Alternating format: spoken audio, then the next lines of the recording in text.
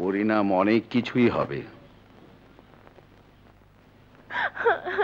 এত বড় দুঃসাহস, আমার ভাগ্নির সাথে অসভ্যতা।